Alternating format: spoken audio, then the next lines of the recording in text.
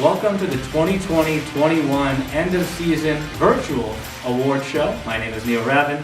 This is Jefferson Mills. Jeff, how are we here? I don't know, Neil. This is absolutely crazy. We've been talking about this. We got down yesterday. Yep. Very happy to be here with you. It seems at times like this year we were not sure if we were going to get here or not, but job well done by all the staff and all the different teams to get us here, and time to play some hockey tomorrow. And we're posting this on Wednesday, March 24th, a date that we've had on the calendar, marked, circled forever. And it's one of those days where it was getting closer and closer and closer. It kind of felt like we were never going to get there. Right. But now we've made it. We have hockey games today. The Frozen Finals start today. It feels like it's just 2 years in the making. Yeah, it does. It's unbelievable and ironic, too, that the four teams that are going to be joining us this year were the four teams that we thought would be there last year.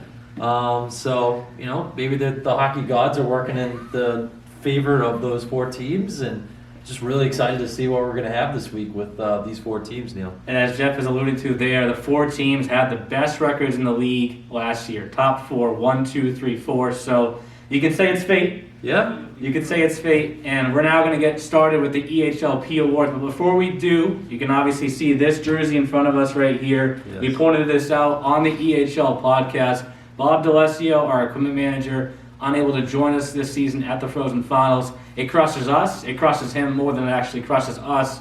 He suffered a mild stroke and is currently in a rehab hospital going through some pretty intensive physical therapy to get back up to 100%. So we wish him the best. This is a jersey that we're going to present to him as a gift. Every single player that's playing in the Frozen Finals is going to sign it, and I'm thinking that he's going to be pretty moved by it. So Bob, our best wishes go out to you. For those that want to donate to Bob, you can find the GoFundMe page on all of our social media channels. But with that, let's get to the EHLP Awards and start in the North. We're going to go through each team's second and first, or each division, I should say, second and first team, then go through the major awards. So starting up north, we had a first and second team. So let's go through the second team first. Galvin Delphos from the New Hampshire Avalanche, Jack Randall from the Lumberjacks Hockey Club, and Jake Franklin from the New England Wolves make up the forward unit. Defensive pairing of Joey McCready from the New England Wolves also, Zach Merrick from the New Hampshire Avalanche, and Shane Paremba in goal from the New Hampshire Avalanche. That's the North second team. As for the North first team, more names from the New Hampshire Avalanche. Wow, the look at that. The EHLP regular season champions obviously did get knocked out, but had a special season up there in Hooksett. The forward unit includes two more Avalanche from the North first team, Tucker Tassone from the Avalanche and Joshua Martin from the Avalanche. The third forward is Zach Giblin from the New England Wolves. Defensive pairing of David Hassel from the Avalanche, Jason Smith from the Lumberjacks, and Sam Foth from the Lumberjacks. Of course, the Lumberjacks are the team that won the North Division Series against the Avalanche to come here to Westchester. Jeff, I'll let you go with the Central teams. So let's start, Neil, with the Central second team. Forward Jaden Blackburn from the Worcester Railers, followed by Austin Sawyer from the Walpole Express, and Zach Callahan finishing out the forwards also from the Walpole Express. Then to the defensemen, we got Nate Ryder from the Boston Junior Rangers, Dylan Stahl from the Walpole Express, a lot of Walpole Express on the Central second team, Neil. And finishing off, goalie Owen Swanbon from the Walpole Express. And then we head to the Central first team, forward Cameron Koretsky of the Worcester Railers, followed by next forward David Zerner from the Valley Junior Warriors, Owen Daniels from the Boston Junior Rangers. Then on D we have Josh Sacco from the Worcester Railers, Sean Spring from the Boston Junior Rangers, and Sal Caruso in net from the Worcester Railers. And that finishes out the Central first team, Neil. And for the South Division, you're going to hear a lot of 87s. Of course, the 87s are the team that won the South. Then the Central, we'll mention the Railers are coming for the first time in franchise history to the Frozen Finals. 87s round up that group. But starting down south, second team forwards, Michael Lorico from the 87s, Kelly Stroik from the Little Flyers, Dylan Idlin from the Renegades, Angelo Carboni from the Little Flyers, and then both from the 87s, Lucas Klein and Cole Moore. To the first team in the South, you got James Matson from the Renegades, Logan Downs from the Little Flyers, Hugh McGuigan from the 87s, Damian Williams from the 87s, Dom Migliarato from the 87s, and Trey Mattern from the Little Flyers. That rounds up all of our first and second team all-division players in each of the 3 divisions. Of course, that brings us to the major awards, which we'll pull the All-EHLP from. So let's jump right into the major awards. The one that stands out to me that we have to start with and talk about here for a second, this one award, well, every single award here means a lot to everyone. Jack Lowry winning Coach of the Year for the Lumberjacks, this really means a lot to him. Yeah, Jack's been around a long time. Everybody that's been in the EHL for the last bunch of years knows Jack, and a job well done by him, Neil, and the Vermont Lumberjacks, who, as Jim Mosso from the EHL team says, reigns the North. EHL and EHLP, so congrats to them, and congrats to Coach Lowry. You know, he's been around the game a long time, sporting the big beard this year. I like it a lot, and his Lumberjacks team, we're excited to see them this weekend. And it's a team. Hockey's a sport of emotion, and you know, in talking with Jim Mosso, who of course is the general manager for the organization, he said the number of times that Jack has been brought to tears in the past week has been countless. So you can tell just from that how much, first off, the award means to him, but also his team fighting back after losing Game 1 to the Avalanche 4-0, back-to-back overtime victories to come here to Westchester for the Frozen Finals. So that's our Coach of the Year in the EHLP. Shift over to the forward. Let's stay with the Lumberjacks. Why not? Sawyer Worsing, he had one of those overtime goals Yes, he did. Against the Avalanche. At the defense, we're sticking up north still. Alarico Valentini, Defenseman of the Year. He's been with the Wolves program for multiple seasons, so great to see him win that award. Goalie of the Year, speaking of a player that has been with a program for multiple years, Logan Palmer has been with the Rangers for 2 seasons now. He's honestly a name that you should watch for maybe making a jump to the EHL next season with the Rangers. Could be one of the next big goaltenders. We know the Rangers Yes. have popped him out. Nolan Egbert, Billy Gerard, Nathan Miller this year. So maybe Logan Palmer is the next man to step in the crease at the Bic. And we shifted away from the North for a second. We're going to go back to the North for this season's most valuable player. Graham Hassan had a very special year for the Avalanche, so he's the MVP this year and the EHLP. Tongue twister there for a second. But the new award that we added to the EHLP this year, because it's a question that I always get brought up, why is there no such thing as a Rookie of the Year award in the in the EHLP? Well, they're all rookies. Yep. So this is a chance for us with the top 03, 04 prospect to really highlight someone extra special in that division. I haven't watched this player play yet, but I've been talking with Adam Hooley and Matt Kiernan. We need to keep an eye out for Ben Pfeiffer. Ben Pfeiffer is the top prospect in the EHLP. He's an 03 defenseman. They have some towers on defense on this team. He's not one of the towers, but he is very, very skilled. And that rounds out your major awards in the EHLP, which of course make up most of the all-EHLP teams. Starting with the second team, we'll go through it quickly. The forwards, Anthony Viola from the Rangers, Kyle Sinteris from the Rangers, and Ivan Borisov from the 87s, probably Pfeiffer's biggest competition for that top prospect award. Mm-hmm. Defensive pairing of Brendan Smith for the Avalanche and Aaron Dameron from the Lumberjacks, and goaltender Nathan Burlew from the Avalanche. That's a really good second team. The first team, of course, comes from most of those top awards. So you got Graham Hassan, Sawyer Worsing, and then one more forward, Nick Bouchard. He was actually leading most of the scoring in the EHLP all season long. Didn't win the race. Probably could have been considered for MVP as well. Probably you could say was second in that race. Ben Pfeiffer and Alarico Valentini, defenseman, of course, Logan Palmer in a goal. So that wraps up all of our EHLP awards. And on this show tonight, or today I should say, we're actually going to go through and interview all 4 EHL head coaches, and we're going to start with one of the best. We're going to start with one of the best, one of my favorite, a guy that lives 6 minutes from my house. Yes, he does. Chris Cerella. So we're going to take a short break now, give you the top plays from the first round, and come back and interview with Chris Cerella from the New Hampshire Outlet.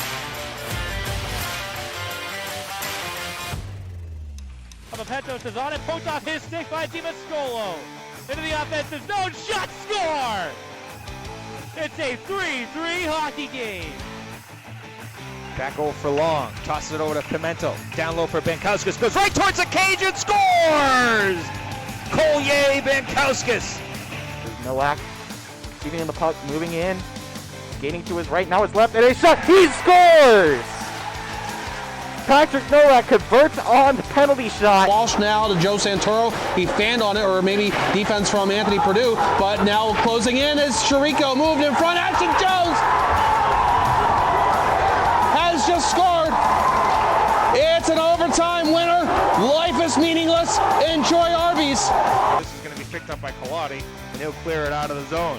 Taps it right for Foster. Foster on the far circle. Stops and scores! He scores! Some great plays from the first round of the playoffs. As I mentioned, our first interview, basically my neighbor back home in New Hampshire. Let's bring in Chris Cerella. Chris, you've won 2 championships. You've never come to the Frozen Finals like this. How does your team feel? Great. We feel great. Fortunate, obviously. It's good to be here, and that's we just prepared as normal. We just kept practicing and hoping that it worked out the way it did, and it worked out that way. So it's good. And by the way, you're my neighbor. Just wanted to put that out there. I did buy the house after he already lived there. So, but we're 6 minutes apart. But we'll go back to the previous teams that you've had. You look back at the previous teams that you've brought to the Frozen Finals. This one's made up differently, and this one only has one player on it who was on that last Frozen Finals team. Very true. How much do you guys lean on Chris Aarons? Oh, Chris is, he's just a great presence. I think he's great for our league, for the Eastern Hockey League. Just great family, committed. It's just, he does everything for us. Yep. So the fact that we have him, he's back and healthy, which is amazing. He did suffer an injury. He played the first round against the Seacoast with a pretty bad injury that he's now recovered from, which is great. And we're just happy to have him every day. We're fortunate to have him in our locker room every day. And Brockport is getting a fantastic young man. So, Chris, we asked everybody else. Obviously, the Rangers you've seen, Vermont you've seen. You have not seen the 87s yet. And you haven't seen the Rangers since September because of all the in-state stuff. So how has it affected any of your preparation for this coming weekend at all? Or Yeah, I don't think it really does. I'm a big believer in worrying about us. And that's just what we did. We just worried about us. We did some video, mostly special teamwork and stuff like that. But we have to worry about us, our management, our game preparation, and coming out and being prepared and bringing energy and doing the things that we do really well. At this point, you can't worry about the other teams. So we're just worrying about us. And doing things well, you guys put kids in college well. When you go back and you look at the history of what you've done in 4 seasons, 19, 15, 19, and 17. Yep. That's 70 college commitments in 4 years. Yep. Of course, 2 of those 17 this season are for 2 seasons from now. Yep. Those are players that are going to be coming back to your team. You always say the championships are the bonus, the icing on the cake. What makes it so, I don't want to say easy, well, what does make it so easy for you? I don't know. I think I was fortunate to start off at the college hockey level as a coach. I did that for 2 years at Wentworth, and then from there I became a junior coach. And I think I developed a lot of good relationships in that time. And some of those college coaches that I was coaching college with or against are now still coaching. Yep. So I think they trust me, and I think that's huge. So it's constant work. I think you know that, Neil. You guys know that. It's text messages, phone calls. What you just have to work the phones for your players every day, and that's what I do. So it's a lot of hard work, but at the end, the players put themselves in those positions too. Nobody takes a player because of a coach, but they do take the recommendation. Yep. So and I think they trust me. Yep. And then obviously, Chris, so this year, for being honest, one man to another, we're all friends. Second half was not the way you guys wanted it to go. Not some of your better hockey. Yep. You guys are coming into this as an underdog. First time ever in the Frozen Finals you've been an underdog. How are you developing that strategy? Has that changed anything for you guys as far as? Not really. I really think I think it's awesome. Yeah. I think it just shows how the league has really gotten better every year, and that's more important than anything. The fact that we are the underdog is great. I think our kids are, they're absorbing it well and they're using it to their advantage. I think we had a great week, and it's been awesome. It's been awesome. So I think that perception of us being the underdog for our guys, I think, is huge. I think we needed it. We needed to battle adversity. We didn't battle adversity all year. We were on one bus the whole entire year. Yep. So just a 6.5 drive down here was awesome. So you use it more as fuel to kind of Correct. hopefully propel you guys. Correct. And you got a couple weeks rest to Yep. get guys healthy and Yep. whatnot. And Yeah. So the underdog, I like it. And I mentioned on the podcast, we have 3 teams that went 4-0 to get here. You can say that you went 0-2 to get here. That's it. It's just the way that the format played itself out. I mentioned Chris Aaron's the only player that was on your 2018-19 season, but of course you and Mario have been at both Frozen Finals together, the 2017-18, 2018-19. You look back at those years, what stands out to me is the depth that you displayed. The first season, you used 24 of 25 protected players. Yeah. Only one player did not play. He went back and forth every other with the goaltending. You've been in this setting twice. How much can you lean on that experience? We've done it all year this year, too. I don't know if we had the same lineup more than 2, maybe 3 games this season when we had the same lineup back-to-back. So I think we're going with the same concept. Yep. It's junior hockey. It's development hockey. We're getting guys prepared for college. I don't need to play the same guys over and over again. Everybody's going to play, everybody's going to get better, and everybody's going to have an experience. It's just the way I believe. So we're going to stick with it. Yeah, and welcome to Westchester. You Yeah. could say that it wouldn't be the Frozen Finals without Chris Cerella and the New Hampshire Alex. Thank you. I appreciate it. Thank you, guys. yeah, Thank good you. luck, Coach. Thanks again to Chris Cerella for coming on the show. Jeff, I know he's the 4 seed. I know he's the at-large, but he's confident. Chris Cerella is an underdog, Neil. It's crazy, right? He loves it. He loves it, though. He does. He loves everything. He loves hockey, and we're lucky to have him here in the EHL. He's a great coach. Him and Mario have done a great job with that team in the short time they've been here. Yeah. It feels like they've been here for 5 minutes, and then it feels like they've been here for 10 years. Yes, But, exactly. yeah, and for first time, hey, don't never count them out. Those 2 veteran coaches, we've said it on the podcast, that Chris Aarons is the only returning player with them, but I don't think they're going to go quietly. They should make some noise. We'll see. Their second half didn't go accordingly the way they wanted to, but we'll see. Yep, and of course they're part of the North Division, which on a few podcasts I said was the toughest division. Yeah. So let's go now It's to the tough. North first and second teams. We're going to kind of reverse the order up here from what I did with the EHLP. Starting with the first team forwards, this group is good. And understand that there may be a few names that you may not hear here, which may be coming in bigger awards later on. So starting with the first team forwards, Artem Matachenko from the Avalanche, Donnie Feldman from the Wolves, and Paul Fine-Lease from the Lumberjacks. First team defenseman in the North, Bjorn Schutbach from the Spartans, Jeremy Schwartz from the Lumberjacks, and in goal, David Raduzzi, also from the Lumberjacks. The North second team, a player that came on late in the season, actually led the league in points per game down the stretch, Patrick Marcinkevich from the Wolves, Aiden LaValle from the Lumberjacks, and Azam Jiwa wraps up the forward unit from the Seacoast Spartans. Defensive pairing of Mark Blaney from the Avalanche and Declan House from the Wolves. Goaltender is L.J. Newell on the second team. So there's your North first and second teams. Remember, there's a few names you're wondering about, why didn't I hear that name yet? That means he could be coming later on with a bigger award in this show. But with that, Patience is a virtue. yes, exactly. Patience is a virtue. With that, we're going to go interview our next coach that's coming to the Frozen Finals for the very first time in franchise history, coming with both teams, also from the North Division. Let's go to an interview now with Jim Mosso from the Lumberjacks Hockey Club. For the first time in franchise history, you're here at the Frozen Finals with not one, but 2 teams. How does that feel? Yeah, it feels great. I think, several years now we've had a few teams that have come close. One year we've been 1 goal away. Last year we felt like we were destined to get here. A couple years before that we had some awesome premier teams, and we've been putting a lot into this, and it's we've done a lot of things the hard way, the right way, and to see it pay off feels really good.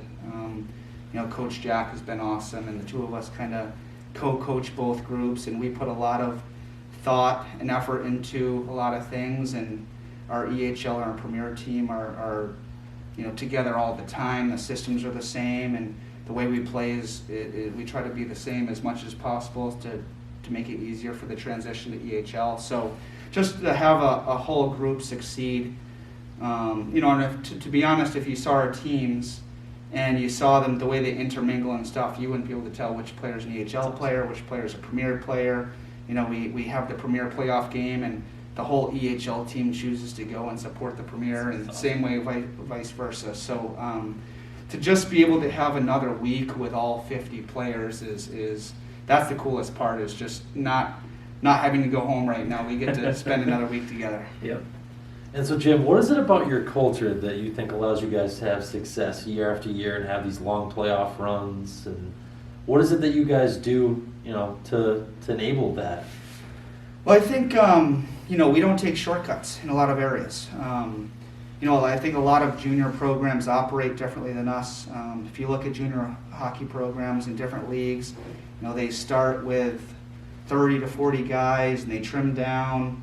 And, you know, over the course of the season, they bring guys in and try to get better through player addition, where we really focus on trying to buy into each player.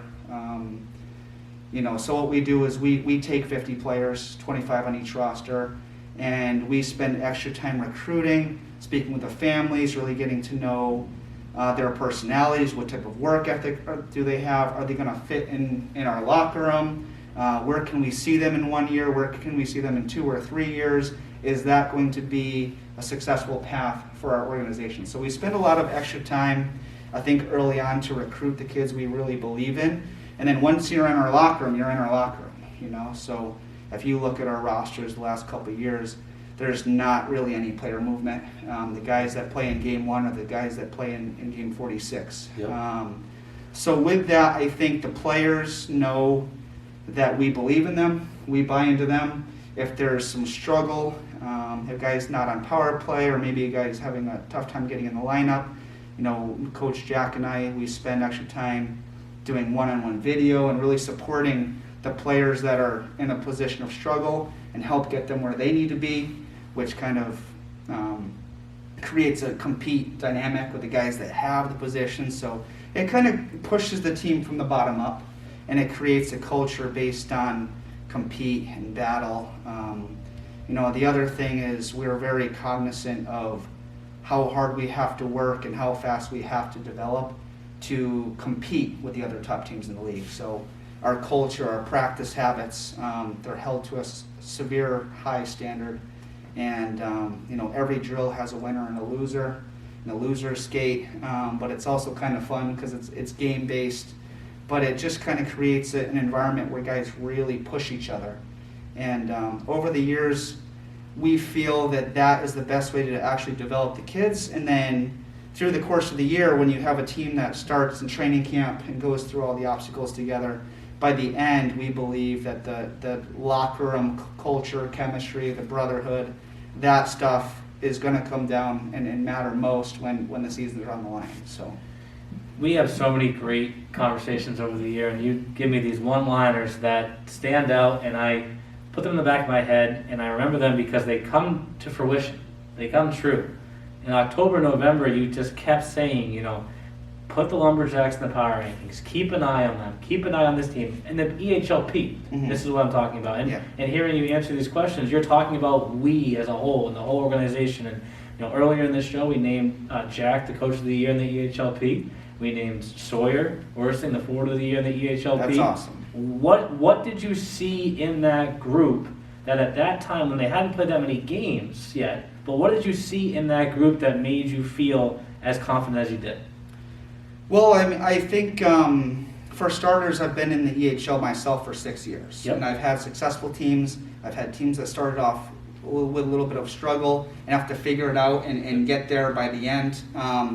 So I kind of have an idea of what a winning locker room looks like in terms of, like, you know, point A, and then we just have to figure out how to get them to point Z. You know what I mean? So I think the other part is we are just not willing to give up or fail. You know? So like if it comes down to putting in extra time, extra effort, you know, Coach Jack and myself, we are 24/7 available to the kids, and we're just not willing to settle for a course that's not going to succeed. So that group from the beginning has had a great work ethic, a great team bond, a willingness to climb over obstacles, and they have the raw talent that you need to start with to get a group to where you want them to be. So as long as you have those pieces in place and they're willing to buy into the culture, the other thing I think, the past teams that have had success in our program kind of built us a roadmap of how to get from this part of the season to that part of the season, when to work on this, what to do in these situations. And we've had a couple of teams kind of build us a roadmap from the beginning to the end of the year, that these groups, we just have to try to get them on track and keep them on track. So Jim, you just mentioned the word obstacles. For most people, they know the obstacles you guys had to go through this year. You had to move your team from Vermont to Waterville Valley to play in what we made the North Division. How did that impact your team to get them to where they are right now? It was tough. This was definitely the toughest season to manage from a coaching standpoint as well as a general manager standpoint. Player personnel, we're asking players to get out of their housing. We're asking players to leave home to move to another state. We had to restart our season 3 different times this year. We only played 9 games in the first half, and we had how many games was it down the stretch? 28? 26. Okay, so... You guys were 6-3 after 9, I think? Yeah, we averaged a game every other day the second half of the season, right? So what came with that was the guys that really wanted to be here stayed. And we lost a couple of guys due to some different types of family obligations or what have you. But we kept a really strong nucleus that just believed. And then we added a couple guys that kind of filled out the rest of the puzzle. It wasn't easy, but what I think it did was it created a bond and an unwillingness to give up. It created a determination to find a way to succeed. The Lumberjacks now have a reputation of winning and competing for championships, and we didn't want to be the team that didn't follow through with that. You know what I mean? So we were just going to give it everything we had, and we were going to find a way one way or another. So now you have a team that has gone through the mud in every possible way, and you get into playoff situations, and we're down 2 goals, down 3 goals, and they know what it's like to figure out how to get out of it and find a way to win regardless. So it's I think it has made the group stronger and tighter. The bond and the brother, like they enjoy coming to the rink every day. The locker room is fun beyond belief. But there's a mentality that we don't take anything for granted. We're not going to slow down. We're not going to come out slow. We're going to attack at all times, and they've earned the opportunity to be able to do that. And from one final question, you look at the schedule for the EHL team this week. Yeah. You have one team that you've played 11 times, but you have 2 opponents that you haven't played at all this season. How do you prepare for something like that? I think as a coach, I spend a lot of time creating an identity of who we want to be, and we kind of put together systems and power plays and penalty kills, and we practice different types of things over the course of the season to where we have a plan for whatever it is that you throw at us. But the biggest thing for me and our team is not like how do you prepare for the Rangers, how do you prepare for the Avs, how do you prepare for the 87s. Our plan works. If we stick within our game, our plan, most likely it's going to have success. In terms of the other teams, there's minor things we can tweak. We'll tweak our special teams based on what we've seen.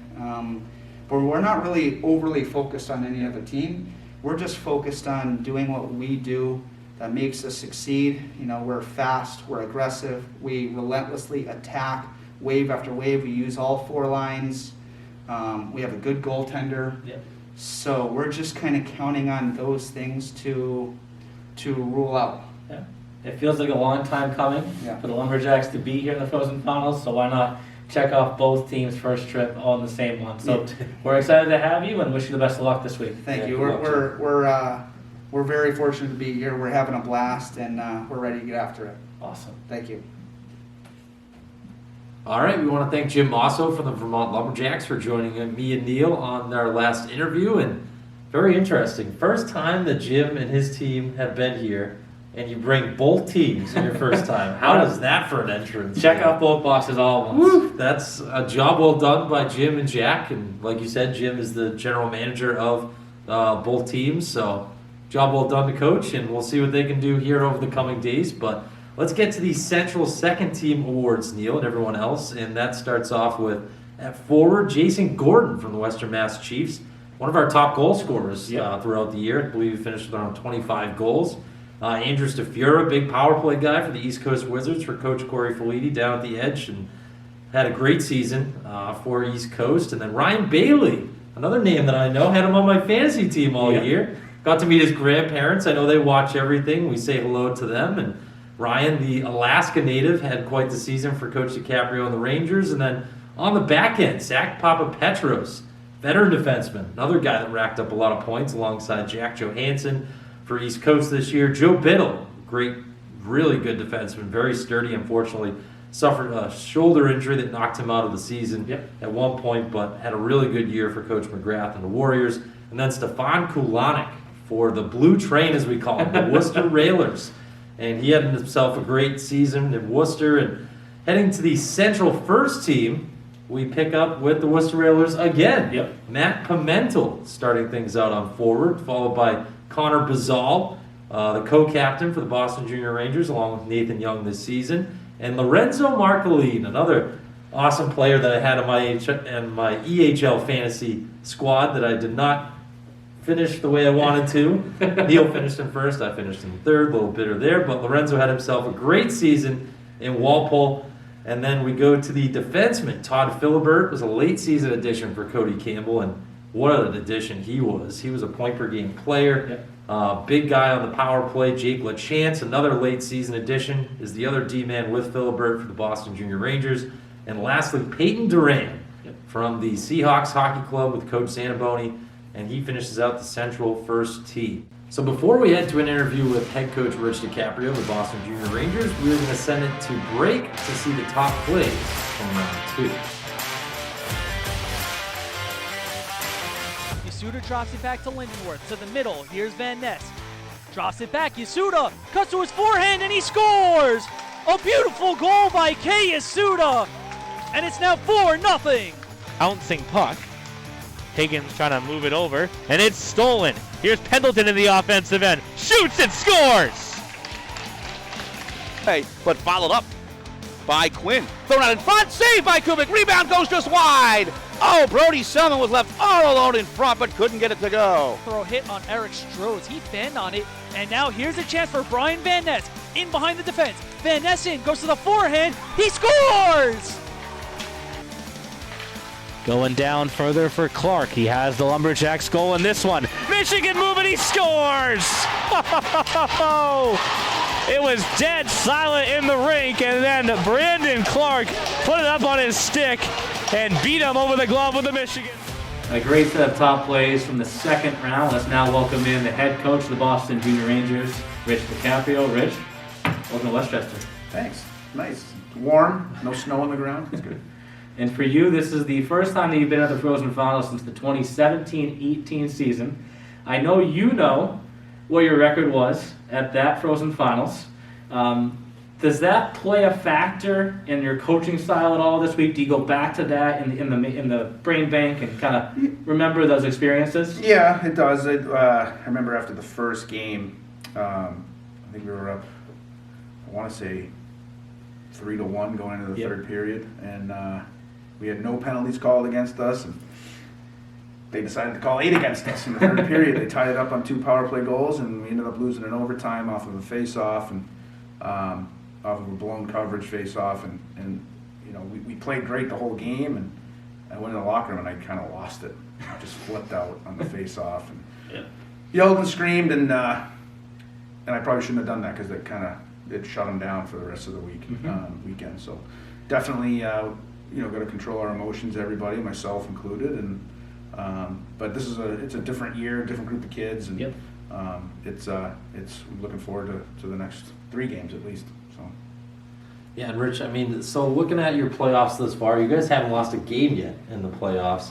How does that play in as far as when you're talking to the guys and where their heads are at? You guys haven't really, you've been one of the few teams this whole entire season that hasn't had a lull. How do you just keep that going through, the hardest time of the season, which is the playoffs? I mean, it's not, we haven't really hit a lull, but we've definitely hit a patch where we weren't playing our best hockey. And we were able to kind of stick with it. We never hit the panic button, and I believed in the guys all year that, no matter what, if we're down by 1, 2, 3, we're first, third period, like we always have a chance to win with the guys that we have. And, we haven't talked about the playoffs in terms of not losing the game yet and sweeping both series, but I don't look at it that way. It's one game.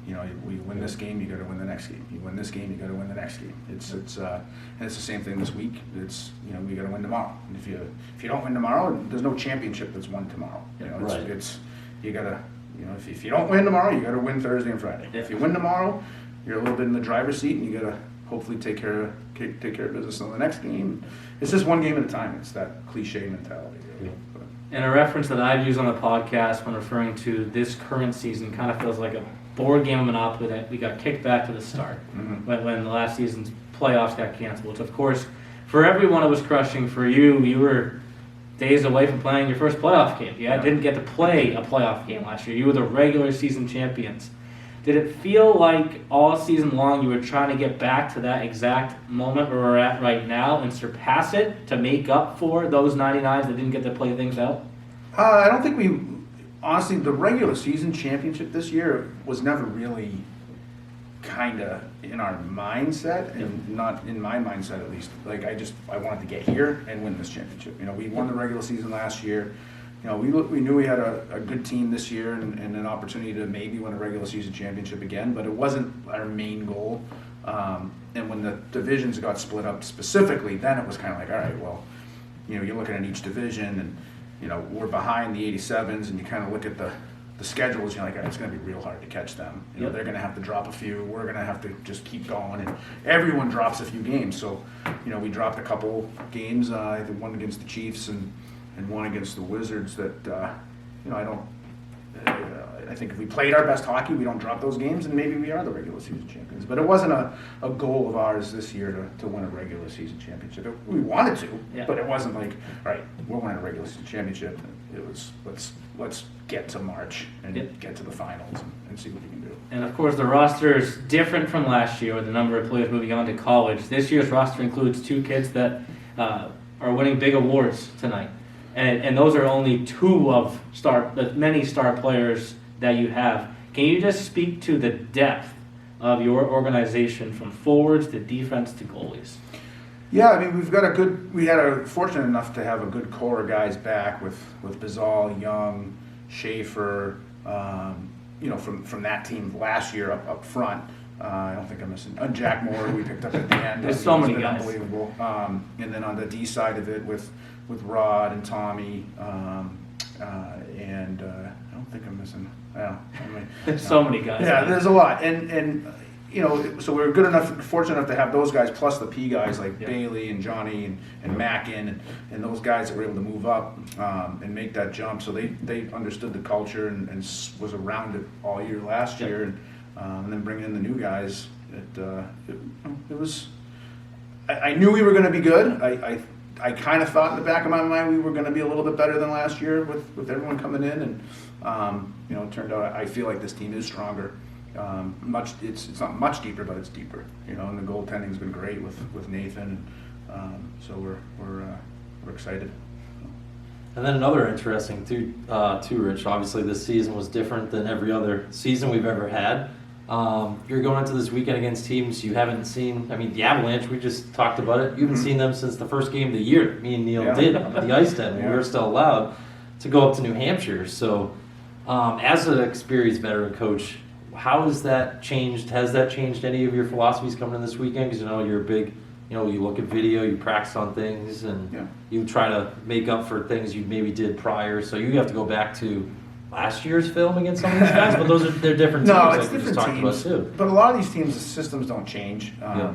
You know, and I know our systems don't change. So it's when we play Chris and the Avs, like I know what we're going up against, and you know you have to adjust a little bit with how they play, and then the same with every team. Like I know this year in the playoffs with Worcester and Walpole, like we had to adjust. You know, we changed some things on power play and how we approached penalty kill because we watched what they did and it worked out. So, you know, with these teams this week, like with Vermont, we haven't seen them at all. I've watched games online, so Right.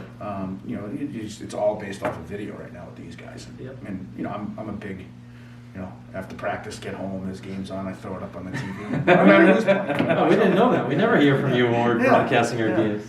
Yeah, I know. Sometimes I have to chime in. And, hey, We what are you appreciate talking it. about with these stats? Right? Yep. Do your homework. The best hockey TV fan in our league. Coach, we want to wish you the best of luck this week in the Frozen Finals. It's great to have you back here for the first time since the 2018 Frozen Finals, and let's see what you guys can do. Yeah, thanks. Looking Yeah, forward good to luck, it. Rich. Thanks, guys. We're going to go to the South Division second and first teams next, and a special award for one of the coaches from the South. Always fun to talk with head coach Rich DiCaprio.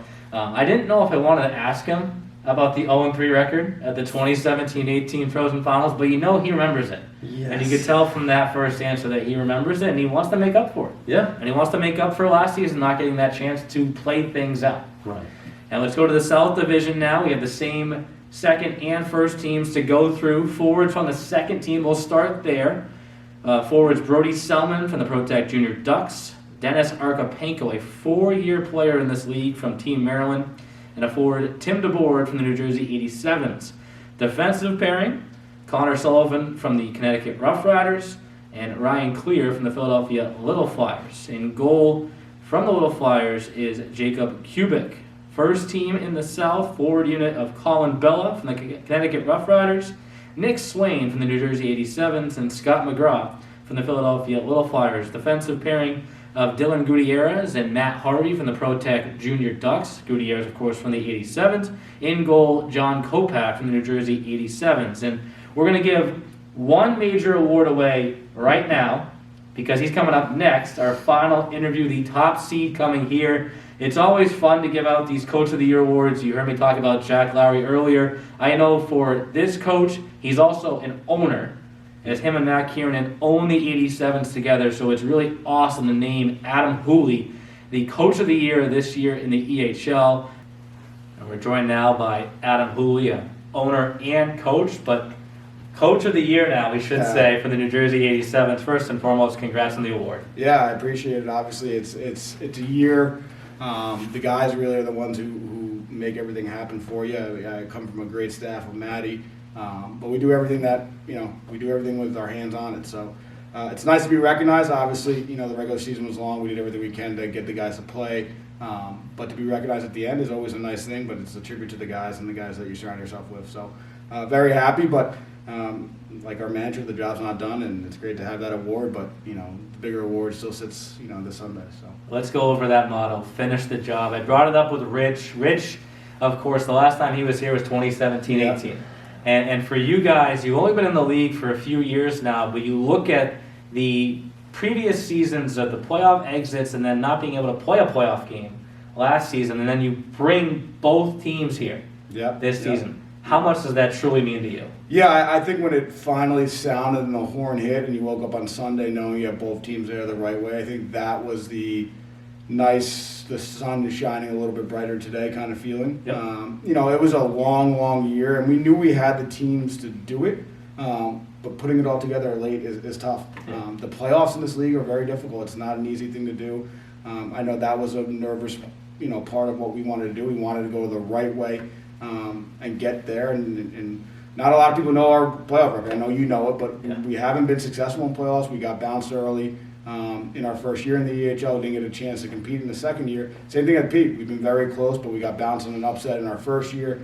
We had a great series in that second year, and then the third year when COVID hit, it was tough. And now to finally get there the right way, you're hoping the stars are aligning the right way. Yep. We're certainly what we preached all week in practice is we got a chance here to do something special as a group, as an organization, and that's been the goal since day one. So excited to see it kind of come to fruition now, and hopefully we can like I said, finish the job and get it done.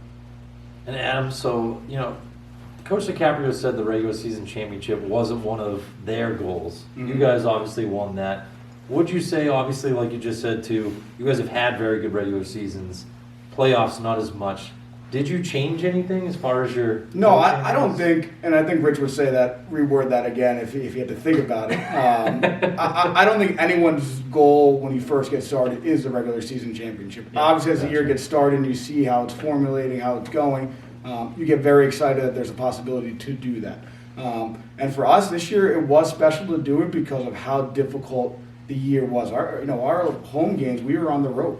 We were traveling quite a bit. We didn't have the luxury of, right next door playing guys. We had to really get creative in what we did, and that's a tribute to Matt. But then when we looked at the regular season as a whole and saw that it was going to be a three-horse race there, we did change a little bit. We wanted to go get it. We wanted to change our attitude of, hey, let's go win this regular season. And honestly, if we were going to do it and finish the job, why not finish the job and do it the right way? We're in the regular season. No one has done it before. Yep. Why don't we be the team that does it for the first time everywhere, so I can wake up in Miami and sit back and relax and enjoy the year? So for us, it was very simple. And then when we realized kind of as we were coming to the final weeks that it's going to come down to a lot of different things, that's when it got pretty fun and pretty entertaining on our end to continue to do that. Now, change a little bit about how we coached it. We obviously would like to get a few more of our younger guys in a couple games, but we coached it to go after it and go get it, and nobody can say they don't go get it. So for us, we wanted to go get it. So in that final week, it was a clear indication that we wanted to be the regular season champs because we wanted to be regular season champs and playoff champs. That was our goal, and we wanted to tackle the giant and tackle the beast. So we were excited. And that beast that Adam is referring to is no regular season champion in the history of the EHL has also won the playoff championship in the first season. That's why I went on the podcast and said that if they pull it off, my hair is going to turn bleach blonde just like the rest of the players are here this week. And I had Adam's wife also confirm to me that it would turn back to the regular color. Yes, it does come back. Everyone did it in the late 90s, and their hairs are... I think our guys did a good job. I think it's just what we can bring our team together, how can we do it? And that's been the mantra the entire year. We have to come together in this crazy year. We're getting dressed outside, getting dressed inside of rings. It's not an easy task for these guys this year. And we made it a point to try our best to give them the best experience possible. And when you're winning, that goes well. So. And for one final question here, a crazy year. You have 3 games this week against teams that you haven't played yet this season. Yeah. How do you prepare for that? It's exciting. You get back into the coaching mode of you got to watch them scout. You got to do some X and O stuff. You got to see how your guys respond, and then you go within game technical stuff and see what happens. And obviously for me, it's a personal thing as well. I'm good friends with all 3 coaches that we're going to play, so there's certainly more on the line, and you want to come up in this type of format and show what you can do. Obviously, for us in the South and the MAC. We want to show that we can be respected and do well. So our goal is very simple. Again, we're coming out here to play and win, and we're not here just to hang out and have a good time. We're here to win. Well, congrats on the Coach of the Year award. Congrats on getting both teams here. Congrats on all the awards that your players have won tonight. And hey, good luck here. Let's see if we can finish the job. Thank you, guys. Appreciate it, guys. Thank you. Big thanks to Adam Hooley for coming on. Obviously, you can tell how excited he is, how truly honored he is to be named the Coach of the Year in the EHL. And with that, we got to get to the major awards in a moment, though. We have to go play the top plays from the 3rd round first, which of course included not 1, not 2, but 3 awesome overtime goals. Let's go to those top plays from the 3rd round. We'll steal it in neutral ice. A couple players come together in front of the Lumberjacks bench. Across the slot, and they score! What a feed that was. I couldn't even see who got that pass off, but it was a no-look behind-the-back pass. Back up in this one as Schmidt now kicks it forward to himself for a 2-on-1. He has fine Lease, goes over to him, and they respond just as quickly. A great saucer pass from Schmidt to find Lease, so we have a 4-4 hockey game. Philadelphia clears out towards the neutral zone, but batted down by Terramani. He keeps it alive, drags out in front, takes a shot block, rebound, he scores! Dante Terramani finishes it off for New Jersey as they win it in overtime, and they are the South Division champions. Worsing picks up the puck in center ice. He enters the zone. He shoots. He scores! That will send us to a decisive game number 3 tomorrow afternoon in Hooksett. It's chipped up the wall, picked up by Anton as he skates into it, brings it into the zone, enters the high slot, goes backhand and scores! The comeback is complete. The Lumberjacks win this one, and they claim the North Division title in both the EHL and EHLP. The bus leaves for Philly on Tuesday.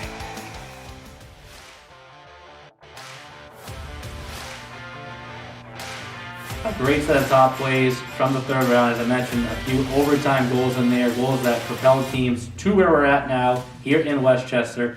And without any further ado, the awards that everyone's been waiting for all night. Drum roll.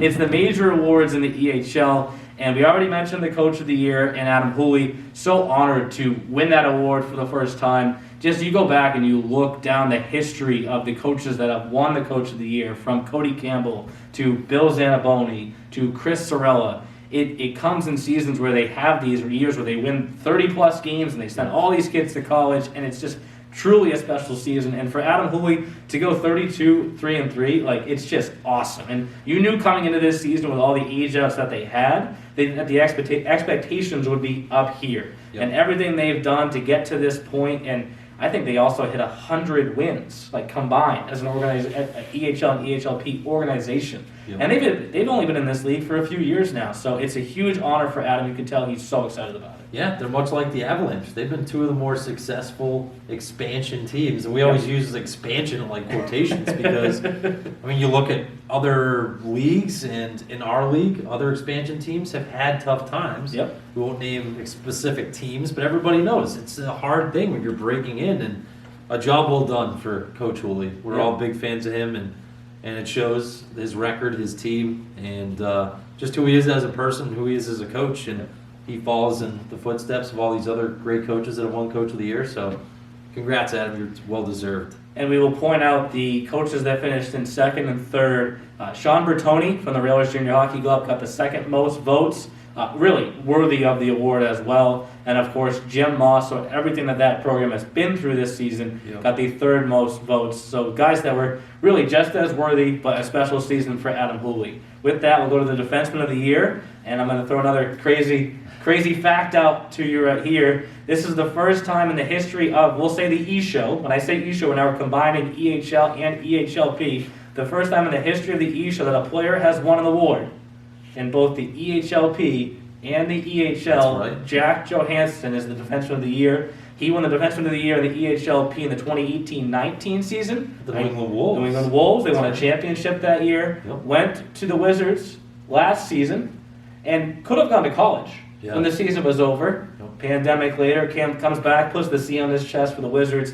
Talk about a player who you know how big he is at first, and then you see him move.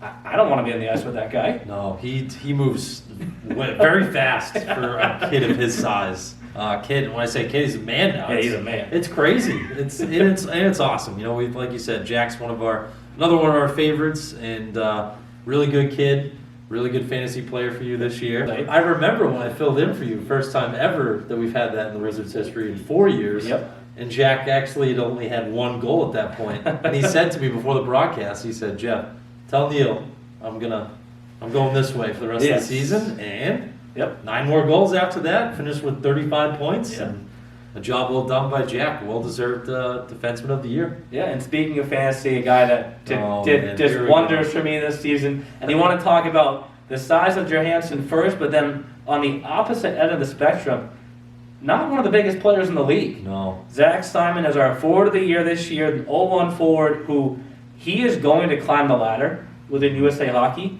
and he has Division I potential. Yeah. And for him to come in this season in 43 games, put up 61 points, and I said he's not the biggest kid, but he is dynamic, and whenever he's on the ice, he has a chance to score. Yeah. And unfortunately, Walpole, we said on the podcast, probably had the biggest gripe to be here next.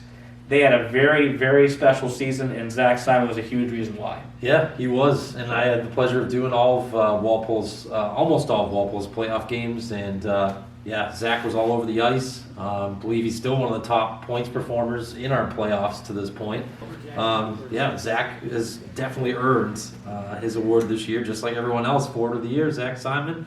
Sounds about right to me, Neil. And we go to goalie of the year, a guy that's here, and it's amazing. This organization just churns them out. Year after year. And we talk about every other position first, I feel like. We talk about the 12 forwards that the Rangers have. We talk about the defensemen. Wait till you see these guys in person. And every single guy is over 6'2", it feels like. Yep. But then we don't get to talk about the guy who goes and puts up a .947 save percentage in 6 shutouts, in 25 wins, and plays all these minutes. Mm-hmm. Nathan Miller is as good as Billy Gerard. He's as good as Nolan Egbert. Yes. Other goalies that have won the Goaltender of the Year award for the Rangers at the EHL. And for the Rangers, they have Logan Palmer and Nathan Miller. They win both Goalie of the Year awards. Yep. And it just makes, and it's funny, just because, like you just said, Coach DiCaprio, as we just talked about in the interview, watches a lot of hockey TV. He watches every broadcast. Doesn't have to be the Rangers. He's always on. And I remember one broadcast in particular that I forgot about Nathan Miller because of, like you said, the team is just so good and they have so many dynamic players. Miller's just a very quietly unbelievable goaltender. Yep. And I'm sure he's not going to be very quiet this weekend. I'm sure he's going to be very loud and be a big reason why his team is going to have some success, they hope. But another award that's well-deserved. And Nathan Miller, another Boston Junior Rangers goalie that came through the system and put up big numbers. What do you know? And the last 2 major awards for the EHL, probably the 2 outside of Coach of the Year that are discussed about the most. Yep. We'll start with the MVP. I mentioned earlier Jack Johansson winning the Defenseman of the Year award, both the EHL and the EHLP. This is a player that won the Rookie of the Year award and the MVP award, both in the EHL. So for Dante Terramani, what he's done in 2 seasons with the 87s, it's truly special. And I mentioned Zach Simon, when he's on the ice, watch out for him. Watch out for number 12 every day that we're here this week because he's committed now also. So that weight is off of his shoulders. He has a chance to score every time he touches the puck. And he's someone that, unfortunately, me and you haven't been able to see this year. Not once. Hockey TV, we love you, but it doesn't do justice. Yep. Anthony DiPaolo, Chris Russo are the men that call the games down there, and they've been telling us all about Dante Terramani for the last couple of days and how amazing of a player he is, how he's developed, worked on a lot of things in the off-season, and we're very excited to see what Dante looks like because, unfortunately, with the pandemic, we haven't seen him in person, and finally we would get to see him this weekend, Neil. Going to Lawrence University with a teammate of his in Tim DeBoard. And then the last award, one of the ones that I don't want to put it above MVP, but Rookie of the Year is a fun one because you see someone win the award and then you follow that journey. So you look back at past players that have done it, like Matt Brown when he won the award with the New Jersey Rockets. You look up and he scores the game-winning goal for UMass Lowell to beat BC in the Hockey East playoffs. It shows you what a Rookie of the Year can do in this league in the next years later on. Andy Moore has that same potential. This kid is special, and he's an 0-2. Comes from a little bit of a rival town of mine, back home in Maine. But I will say this, he's coming from Maine also, so I can really respect that. And 2 men from the north. Yes. Come on. Players that you have to keep an eye on this week, like let's just keep it going. Andy Moore, you have to know where he's at every time he's on the ice. And I've got to see Andy in the playoffs this year, and it seems like, yes, his regular season was good, but he's taken up another notch. That closing game 2 that he had against the Express, he had 2 goals, absolute snipes, and he was all over the ice. He was hitting, playing in all 3 zones, and we just talked to Coach DiCaprio about him. He said, expect good things from Andy again this weekend, expect big things, and he's young, but he does not play young. He plays like a seasoned vet. And those are all the major awards in the EHL. I teased this throughout the show. If you didn't hear your name early on or a name that you knew and you were wondering why we hadn't said it yet, because we still have the all-EHL teams to go. The first, second, and third. There is some special talent here. So, of course, the first team made up mostly of those award winners. Forwards, Dante Terramani, Zach Simon, and Andy Moore. 3 guys that just won. Defenseman, Jack Johansson. Of course, George Weiner did not win Defenseman of the Year, but was right there. It's right there. Right there with runner up Johansson. if you would. Yes, without a doubt. And then Nathan Miller in goal. You go to the second team, you just heard how good that first team was. This second team is just as talented. Forward unit of Kei Yasuda from the New Jersey 87s, Michael Leva from the New York Apple Corps, and Egan Schmidt from the Lumberjacks Hockey Club. Defensive pairing Kevin Bite, a 3-year veteran for the New England Wolves, going to Johnson and Wales next season. Cal Coel, who we're going to see here with the New Jersey 87s. And then another goalie who really had just a special season for the Walpole Express is Mason Palmer. That's your second team.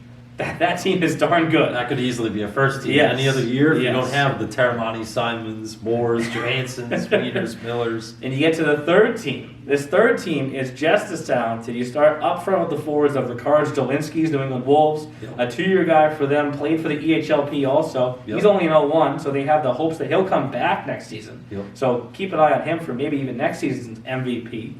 A forward in Braden Patricia, who's committed to Norwich from the Walpole Express. Norwich, of course, one of the best teams in all of Division III hockey. So you're going to see his name a lot at the college level. Tyler Bonapane for the Geiger Rough Riders wraps up the forwards. Defensive pairing, Christian Halbig. We'll see him here this week with the New Hampshire Avalanche.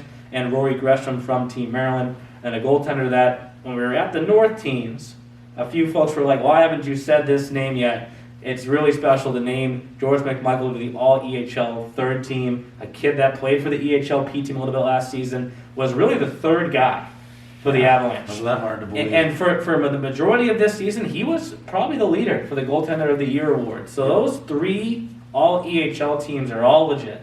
And all the players that got awards tonight, from the division, all division teams to the major awards, every single player very worthy. And of course, what's tough is we can't include everyone.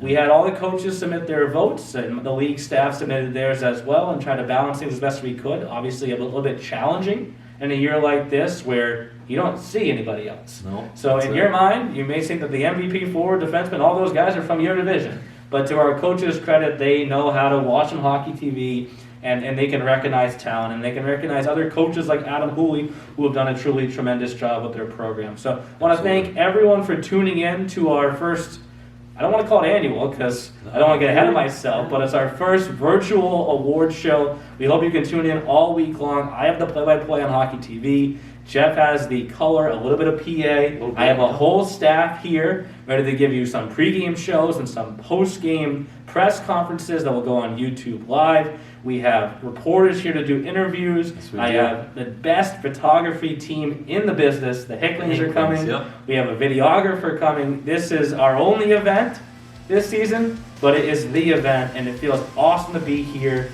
in Westchester with all these people at the Frozen Finals. And let's crown 2 champions on Sunday. Let's do it, Neil. Let's do it. Let's have some fun. Thank you, everyone. Thanks, guys.